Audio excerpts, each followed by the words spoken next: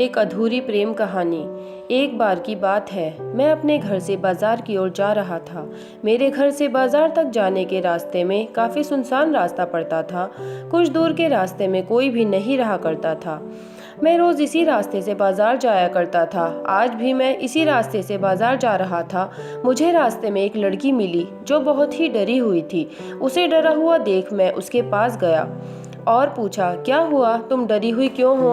लड़की ने कुछ लड़कों की ओर इशारा करते हुए कहा कि यह सब लड़के मुझे छेड़ रहे हैं और जाने नहीं दे रहे। मैं समझ गया। मैं अपने साथ उस लड़की को लेकर उन लड़कों के पास गया।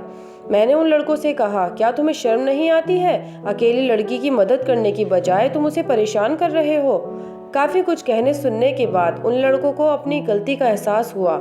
उन्होंने लड़की से क्षमा मांगी। फिर मैं बाजार की ओर जाने लगा। उस लड़की ने मुझे रोका और कहा, मैं यहाँ पर नई हूँ, मुझे रहने के लिए किराए का घर चाहिए, क्या आप मेरी मदद कर सकते हैं? मैंने कहा, ठीक है, मेरे घर में एक कमरा खाली है, आप मेरे घर चलिए। अगर आपको ठीक लगे तो आप उसमें रह सकती हैं। अगर आपको पसंद ना आए तो मैं आपको दूसरा घर भी दिखा सकता हूँ। लड़की ने कहा, आपका बहुत शुक्रिया। अब वह लड़की और मैं घर की ओर चल पड़े। रास्ते में मैं कुछ भी नहीं बोल पा रहा था। दोनों तरफ सन्नाटा था।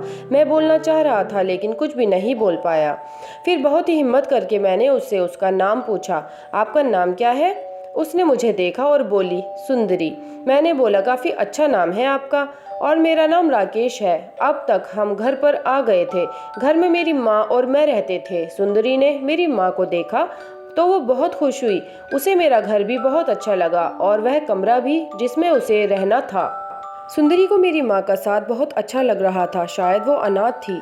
फिर वह हमारे घर में रहने लगी। मैं उसे जब भी देखता था तो मेरे दिल में अजीब सी हलचल होने लगती थी। पता नहीं उसके मन में भी होती थी या नहीं।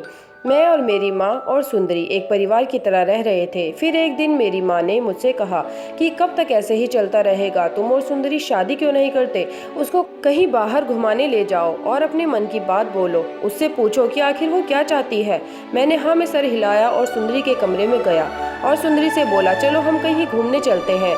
मैंने सोच लिया था कि आज मैं सुंदरी से अपने मन की बात कह दूंगा। हम अपने घर से बहुत दूर लॉन्ग ड्राइव पर निकल गए। हम बाइक से जा रहे थे। मैंने सुंदरी से कहा, मुझे तुमसे एक बात कहनी है। सुंदरी ने कहा, हाँ मुझे भी तुमसे कुछ कहना है। मैंने कहा, पहले तुम बोलो। सुंदरी ने बिना हिचकते हुए एकदम बोल दिया, राकेश मैं तुम्हें पसंद करती हूँ। और मैंने कहा, आगे कुछ मत बोलो, मैं सब समझ गया, चलो वापस चलते हैं, बाकी की बातें वापस फोन पे करेंगे। वो बहुत खुश होंगी। मेरी खुशी का ठिकाना नहीं था।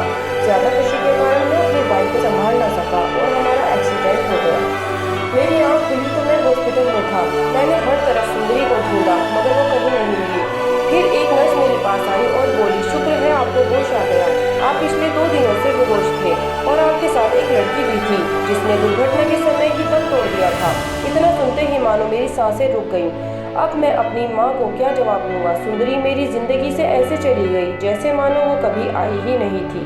मेरी माँ और मैं फिर से अकेले रह गए। मेरी दुनिया आबाद होने से पहले ही बर्बाद हो गई।